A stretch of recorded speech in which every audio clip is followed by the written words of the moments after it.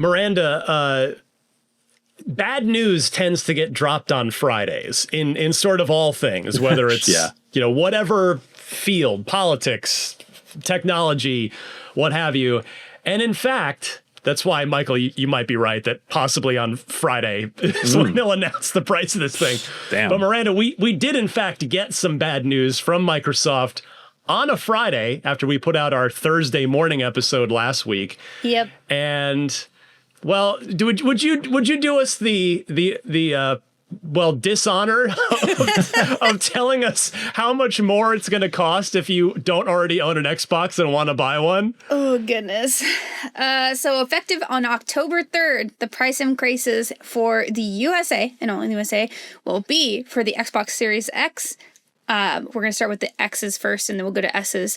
The digital edition is at $599.99, which is up for $50. The Series X, just standard edition, is now going to be $649.99, which is also a $50 pickup. It's like, okay. Then the Series X with the 2 terabyte Galaxy Special Edition. So it's very fancy, looks cute. But that one's up $70 to $800. Come on. $799.99. That's stupid. $800. That's stupid. That's it's like, crazy. yikes. And then, okay, then this feels like almost not as bad, but then you think it's a Series S, so it actually is quite bad. So the Series S for the 512 gigabyte version is up to $399.99, which is up $20. Not the biggest jump. Not the biggest jump, but if you take that in addition to the jump that it had before, it's like, ooh. So that is up $20, and then the 1 terabyte for this Xbox Series S is $449.99. So that's also up $450 for a Series S. $20. Yeah, that's Damn. that's the math doesn't add up there. I would not recommend it.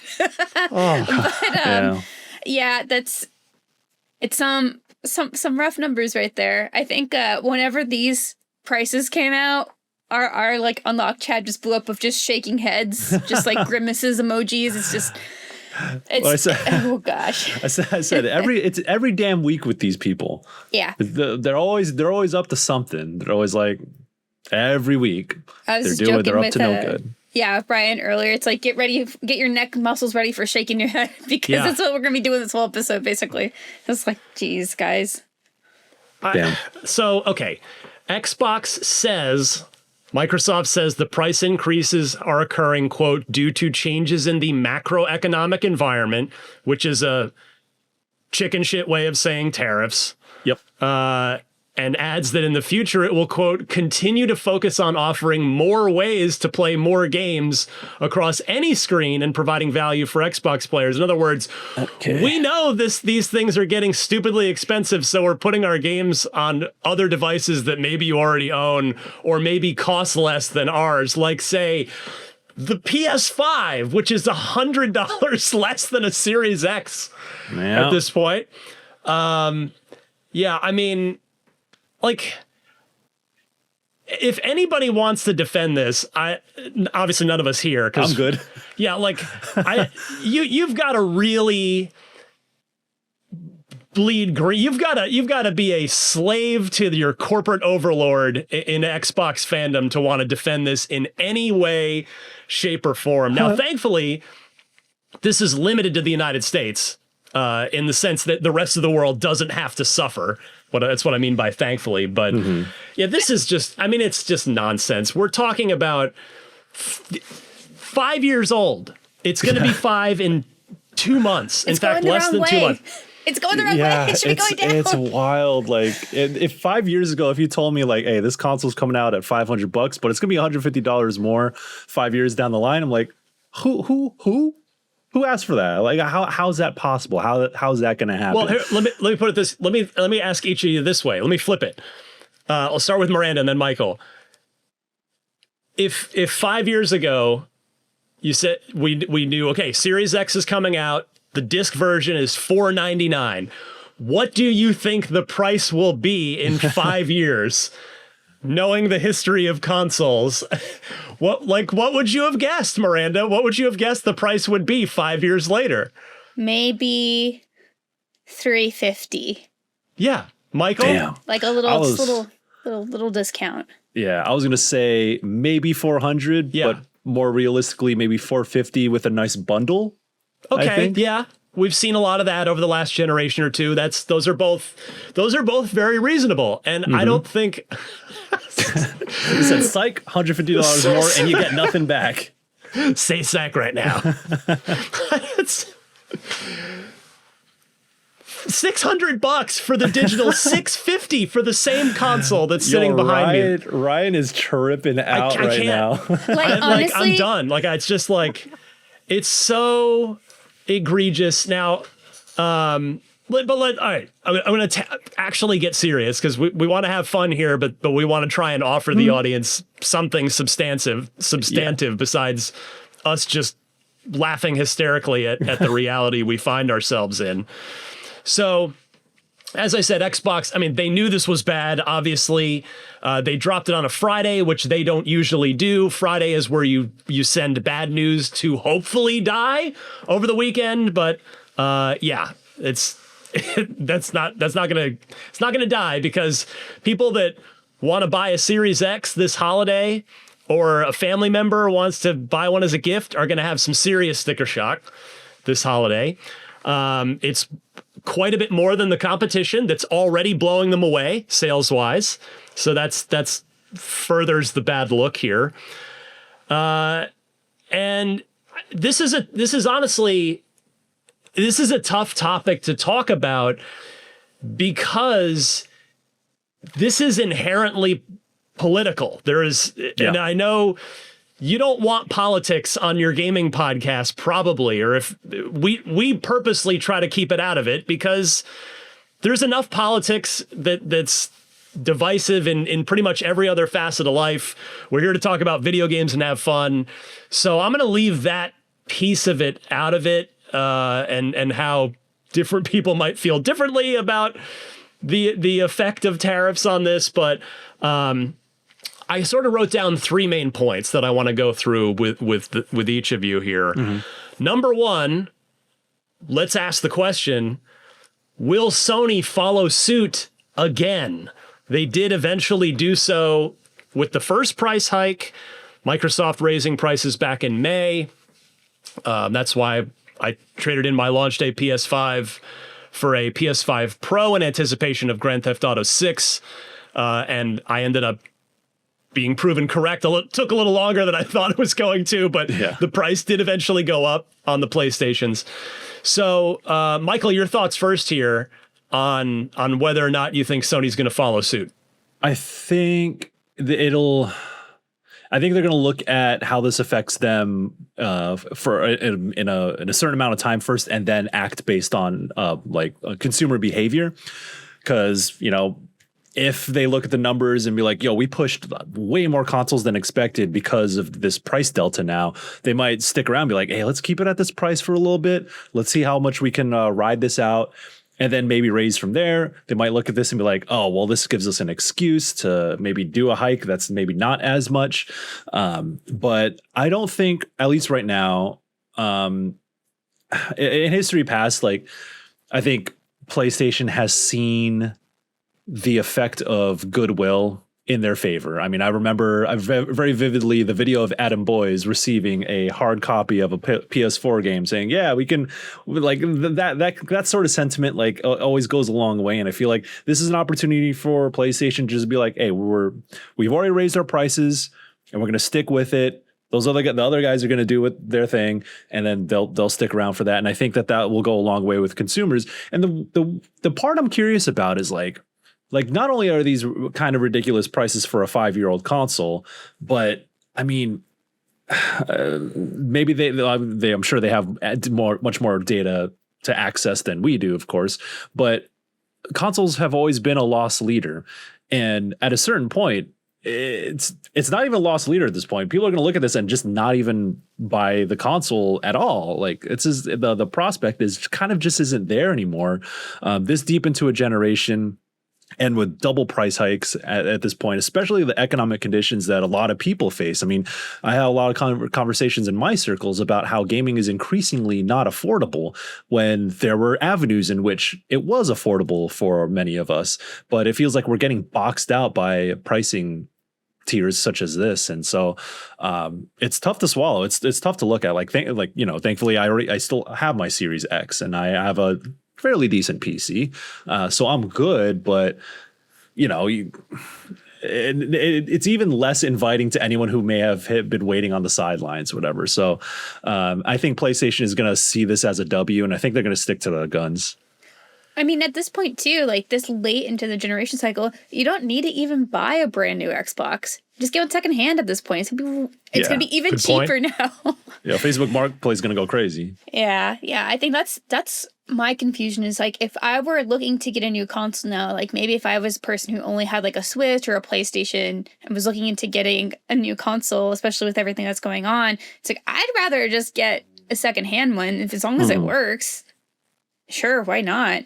Yeah, refurbished one maybe. Yeah, refurbished ones as well. Like these prices are huge. Because I was just looking, I was like, man, how much is a Switch 2 again? The brand new system that just came out and has, like some hype around it. And of course it's portable, it's got different features. Of course it's not gonna have all the same games, but it's still like a flashy thing to have for Christmas. And that's $450 for the just base model, which is the same as the terabyte Xbox Series S.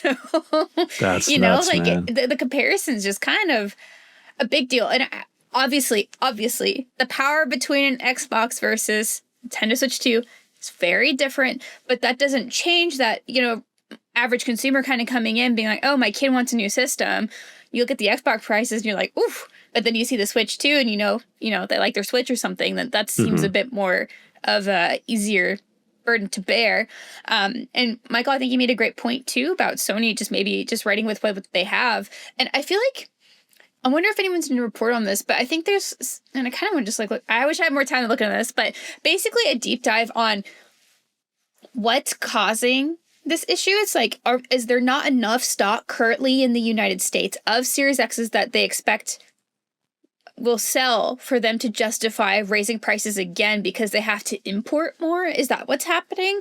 Or because it's like, how many are they making right now to justify the cost rising again? And that's kind of my question is like, are there not enough Series X's and S's in the world already? And they're not exactly flying off shelves, let's be honest, right? Exactly. So that's kind of my confusion. Yeah. It's like, whenever I look at all of the issues surrounding tariffs right now with like smaller businesses, independent artists, and folks that I buy from, it tends to be that, okay, well, you're buying from Australia, so we have to add a tariff on top, so it's going to be more expensive. I'm buying these from local retailers. There's some fashion brands I follow. They're like, we actually opened a warehouse already, so we don't actually have to raise any prices. Like we're not paying the tariffs on these goods because we already have them in stock here in the United States. So prices don't need to change. So that's my question is like, why are prices being so severely changed if this is an old product that we've had for so many years now? Like, is that such a problem that they're like running out of stock in places? So I think that's a little bit of my concern with seeing like a second price hike here, Well, first of all, I'm on the record as saying this when the 2 terabyte Xbox Series X Galaxy Special Edition first came out, I said nobody was buying it at $600. Now that thing is $800. So it is nuts, dude. good luck to okay. I mean, sure, but yeah, I want to come back to the why, Miranda, that you're bringing up. Before we go to that, I want to circle back to something you said, Michael, because it reminded me.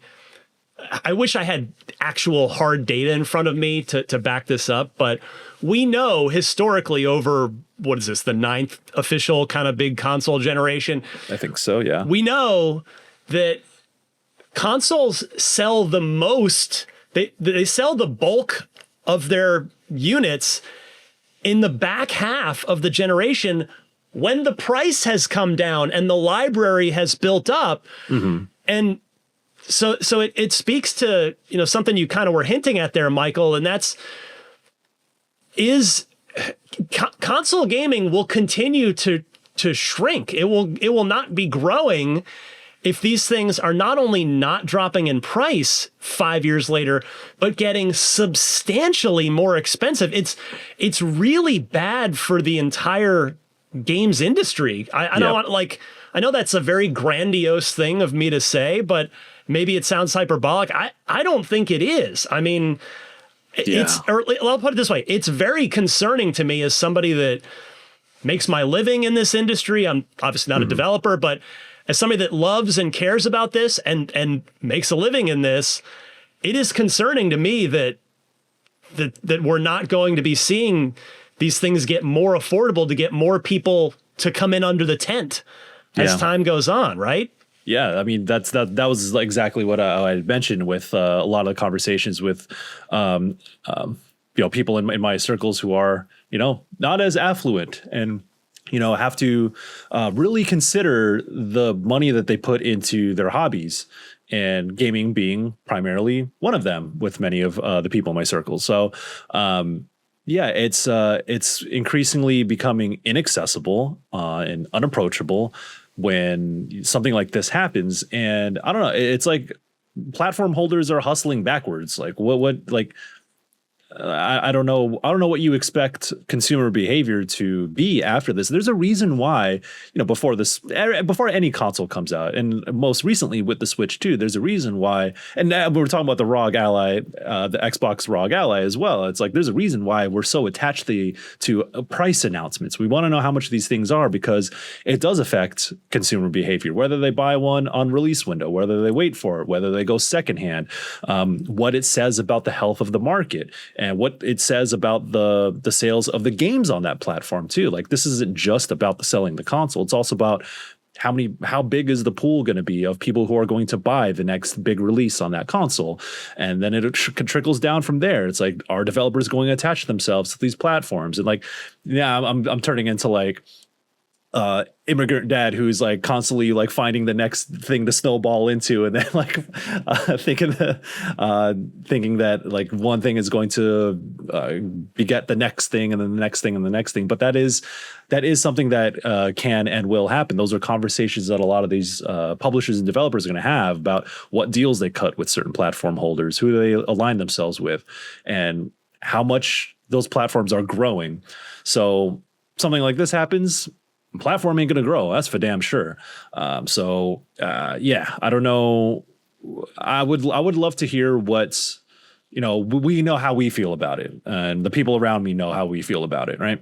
And kind of have an idea of how Xbox feels about it. I mean, they're the ones enacting this, but I'm curious what developers and publishers say about this. Like, of course they're not going to like it. Right. That's a given, but like, yeah. If they have insight on how this affects how they put their games out, how they price their games, and the deals that they cut, and what platforms they put on day one. When do they like wait? Like, I don't know. We won't see those effects until like later down the road, because there's a lot of things already in place. But if such is the case, it's like it's a less appealing platform to be catering towards, which is unfortunate. But again, economic realities. If Xbox wants to play that game and say like, hey, there's economic realities, developers, publishers, and consumers are going to play that game too. And the economic reality is that they might not be able to stick around with that platform. Yeah, I mean, maybe GTA 6, like we were talking about last week, isn't the best example because it's going to sell a ton of copies no matter what. But like when that's also the seemingly has the highest development budget of any game in history. Yeah. And so when they're projecting like, all right, what do we need to sell here? What are we looking at? And then one of the, they're a current gen only game, and for now, no PC version. So they are dependent on people buying and owning PS5s and Xbox Series S's and X's. And so when one of those platform holders just jacks up the price by quite a bit, they're probably like, well, that's not going to help our cause of selling as many units as we possibly can here. And again, I know Rockstar, they're going to be fine with GTA 6, but tinfoil hat. Let me put my tinfoil hat on. Okay. Xbox is raising the price now, because they know that GTA 6 is going to be a system seller and there's going to be just as many people willing to pay more for the console so they can get access to GTA 6 if they don't have a console already. Watch. The reports are going to come out. I'm just playing with y'all. But if it does happen, if someone does say that internally, I didn't know anything. Fair enough. So I want to come back now, Miranda, your point about the why here. And it brings me to something I saw posted online in the wake of this past week, or weekend, I guess was what it was.